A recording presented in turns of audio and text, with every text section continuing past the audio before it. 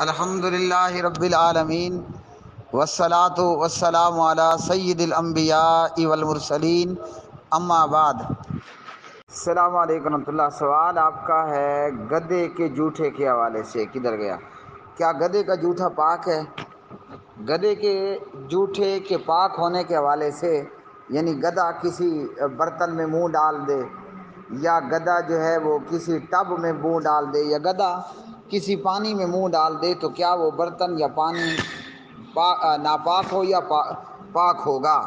پاک ہوگا یا کہ ناپاک ہوگا؟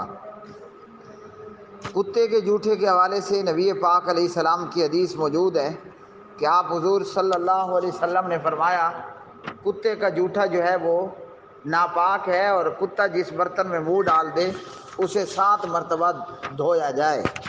کتا جس برتن میں منہ ڈال دے اسے 7 مرتبہ دھویا جائے، 1 مرتبہ مٹی سے باقی پانی سے۔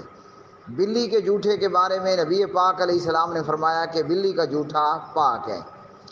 اب کتا ایک ایسا جانور ہے جو کہ حرام ہے اور پلید ہے، اور جس کا گوشت نہیں کھایا جاتا، جبکہ بلی بھی ایک ایسا جانور ہے جو کہ حرام ہے اور جس کا گوشت نہیں کھایا جاتا۔ دونوں ہی غیر معقول اللحم ہیں، کتا بھی اور بلی بھی دونوں وہ جانور ہیں جن کا گوشت نہیں کھایا جاتا، لیکن دونوں کے جوٹھوں میں نبی پاک علیہ السلام نے فرق بتا دیا۔ اسی طرح گدھا بھی حرام جانور ہے اور گدھے کا گوشت بھی نہیں کھایا جاتا۔ ہاں، گدھے 2 قسم کے ہیں، ایک گدھا وہ ہے جو حمار الاہلی ہے، گھریلو گدھا، اور ایک گدھا وہ ہے جو حمار الواشی ہے، جنگلی گدھا۔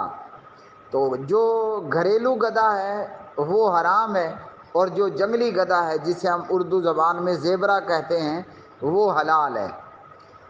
اب گھریلو گدھا بھی حرام اور کتا بھی حرام اور بلی کا کھانا بھی حرام ہے۔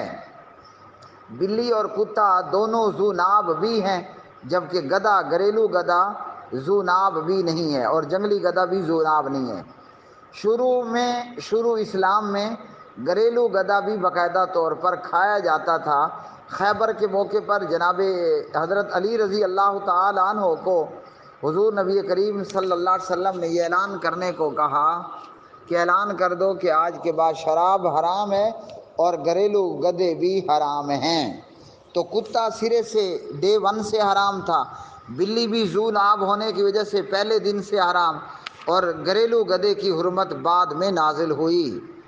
تو جس طرح بلی کا جوٹھا نبی پاک علیہ الصلوۃ والسلام نے پاک بتایا ہے، ان الفاظ کے ساتھ حدیث کوئی نہیں ہے کہ گدھے کا جوٹھا بھی پاک ہو، لیکن گدھا ایک ایسا جانور ہے کہ جس کا پسینہ پاک ہے، اور گدھا ایک ایسا جانور ہے جو کہ پہلے کھایا جاتا تھا، اور اب گدھا ایک ایسا جانور ہے جو کہ غیر معقول اللحم ہے، جس کا گوشت نہیں کھایا جاتا، اور یہ گدھا گھریلو گدھا حرام ہے۔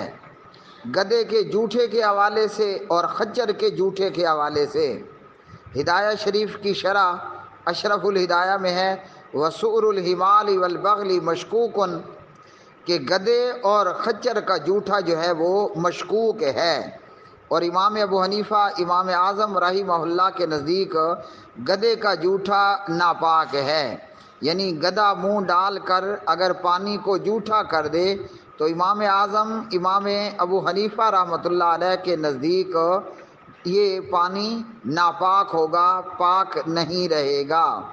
اور اسی طرح گدھے کے جوٹھے کے حوالے سے جو ہے وہ بات مشکوک ہے اور مسئلہ اختلافی ہے، بعض نے کہا کہ ناپاک ہے اور بعض نے کہا کہ پاک ہے۔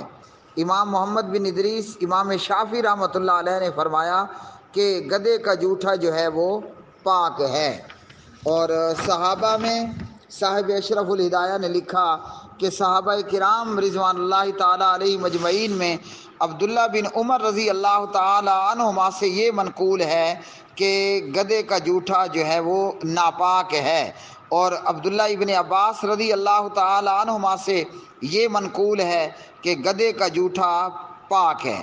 ابن عمر کے نزدیک گدھے کا جوٹھا ناپاک ہے، اور ابن عباس کے نزدیک گدھے کا جوٹھا جو ہے وہ پاک ہے، اور امام اعظم امام ابو حنیفہ رحمۃ اللہ علیہ کے نزدیک گدھے کا جوٹھا جو ہے وہ ناپاک ہے۔